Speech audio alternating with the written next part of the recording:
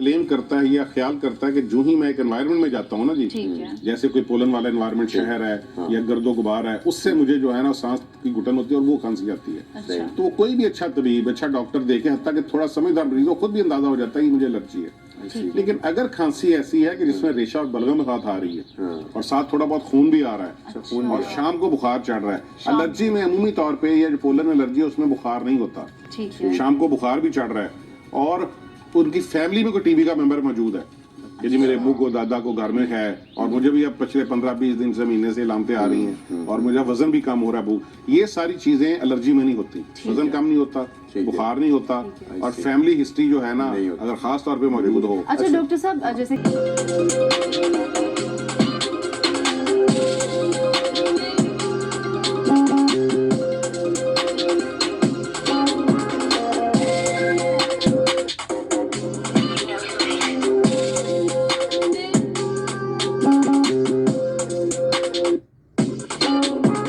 Pneumonia की infection है, जिस तरह कोविड इन्फेक्शन थी, तो ट्यूबरकुलोसिस या तपेदिक ये भी एक इन्फेक्शन है और ये एक जरसूमा या बैक्टीरिया जिसको माइक्रोबैक्टीरियम ट्यूबरकुलोसिस कहते हैं, उससे ये फैलती है। अब ये मुख्तलिफ इस लिहाज से है निमोनिया से, ये बाकी जो चेस्ट इन्फेक्शन है, कि एक तो ये है कि ये जिस्म के हर हिस्से को मुतासर करती है। निमोनिया मुतासर करेगा आपके फेफड़ों को जनरली, लेकिन टीबी जो है जिस्म का कौन सा हिस्सा है दिमाग से लेके पाँव तक जिसको मुतासर नहीं करती। दूसरा यह है कि इसका जरसूमा बड़ा ही ढीठ किस्म का है।